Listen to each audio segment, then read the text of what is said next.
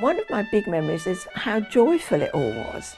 There was a lot of laughter, a lot of happiness really. People were expecting a really grand occasion, and a grand occasion it was. Yes, well, it poured, absolutely poured down. And people were kind of all huddled together and not many umbrellas. You find yourself being shifted one way or another.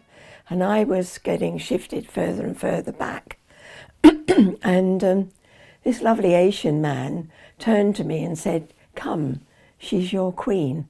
This was just as the parades were starting. So he took me and stood me on the curb next to his family, which was wonderful. After the war, where there'd been such a lot of restrictions and life was very meagre, I mean, hand-down clothing and stuff, we got used to it.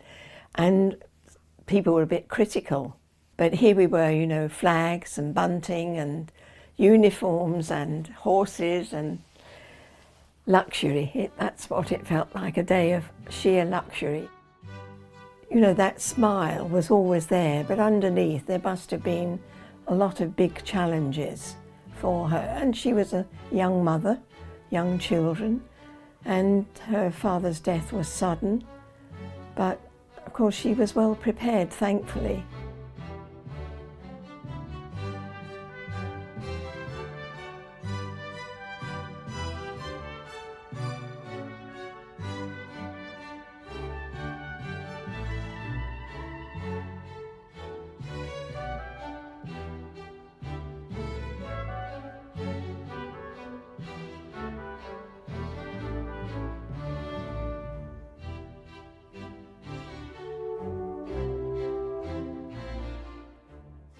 King Charles's coronation will be much smaller. There will be just over 2,000 guests, whereas in 1953 for the Queen's coronation there were over 8,000 seated in the Abbey and tier upon tier going almost up to the roof. And you can describe the 1953 coronation, if you like, as the last hurrah for empire, because Britain then still had colonies all around the world, and many of the guests who came from those colonies in countries of what is now the British Commonwealth. Public opinion suggests there is less very strong support for the monarchy, and the palace is always sensitive to those changes in public opinion, and therefore it doesn't want the coronation to be a very expensive or extravagant occasion.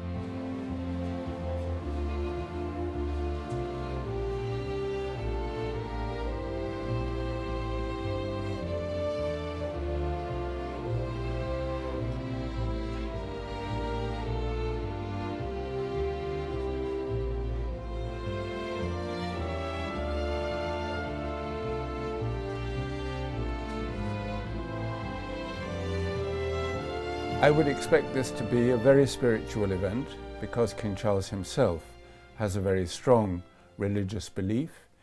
The coronation is presided over by the Archbishop of Canterbury. It will be a Church of England service, including a communion in the middle of it, and the King is anointed by the Archbishop of Canterbury with holy oil brought from Jerusalem. But I would also expect a prominent role for representatives of other faiths.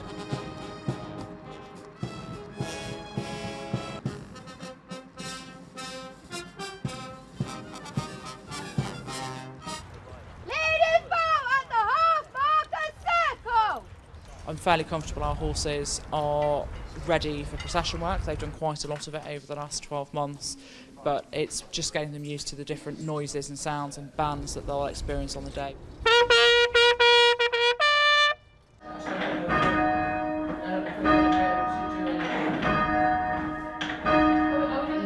There was an incentive from the Central Council of Church Bell Ringers called Ring for the King to try and recruit as many new bell ringers as we could to ring for the coronation. It's not easy and it does take some learning. We often reckon that it takes about 10 hours of teaching for you to be comfortably able to ring the bell and control it well on your own.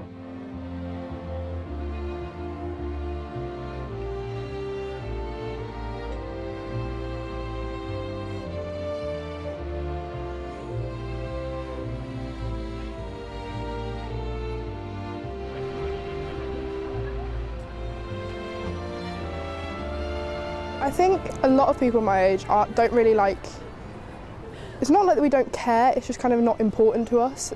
It's just one of those things that's happening again. It's just nothing really special to us because I don't think we were raised with the idea of the royals being something amazing. It was just kind of something that was in our country.